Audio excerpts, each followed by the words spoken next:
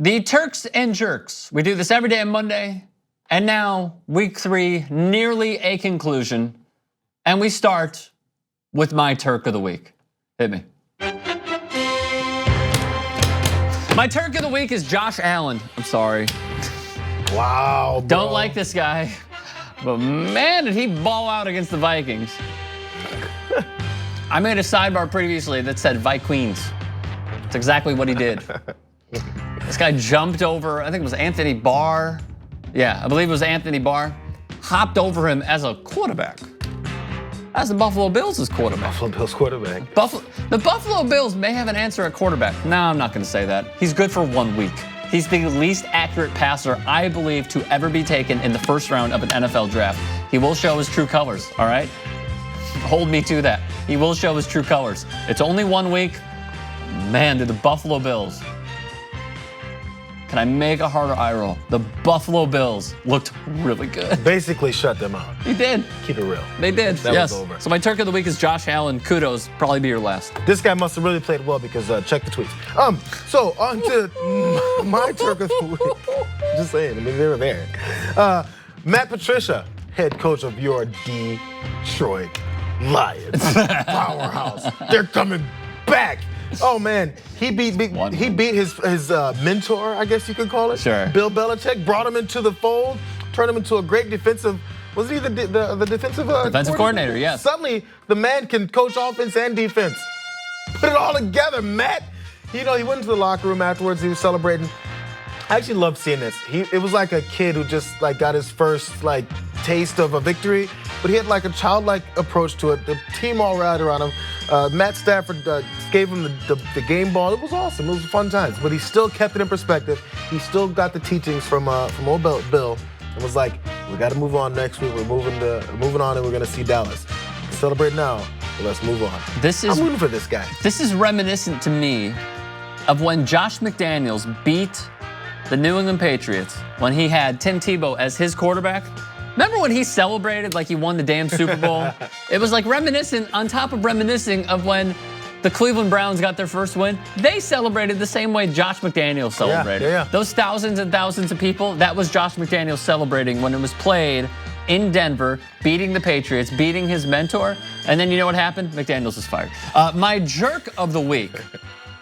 My jerk of the week is the Arizona Cardinals. Can we call a spade a spade? Oh, man.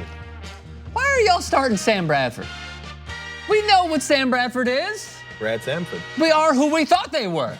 It's the fighting Sammy Bradfords.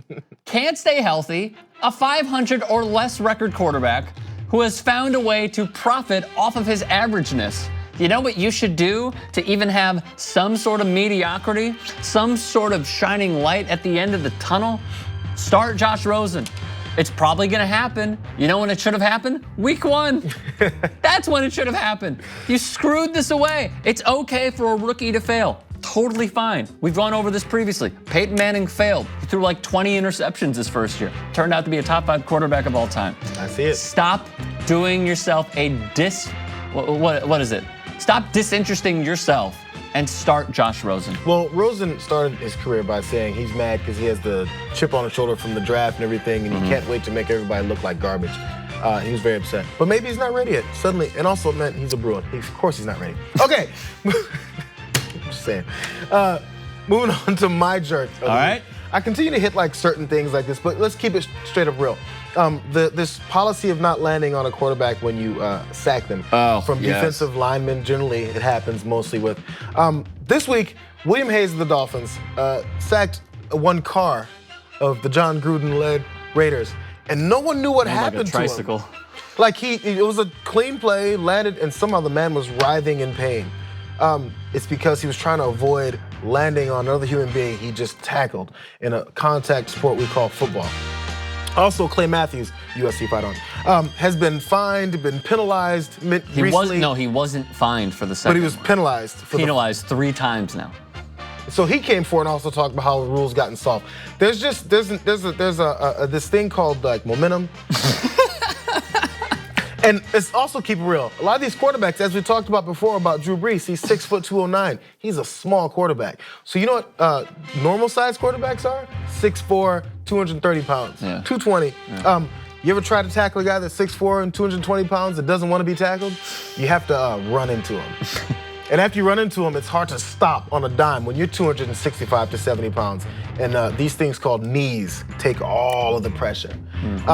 I get the idea of the rule. You're trying to protect guys, but you're losing defensive players. Those guys are stars too. Yes. So quarterbacks are the pretty boys, I get it. But defensive guys have to eat too, and they have to continue their career. We need to fix this. It's okay, by the way, to make an in-season rule adjustment. It's totally fine, because you're admitting over 3 weeks, we got it wrong. It's totally fine. Please do it. Like, I remember Tom Brady, you might as well put a skirt on him. Like, you remember hearing that like 2 or 3 years ago? It's gotten worse, and I didn't think it could, but it has. Let us know your thoughts. Turks and Jerks of week number 3 of this NFL season. Comment section below. Subscribe to TYT Sports.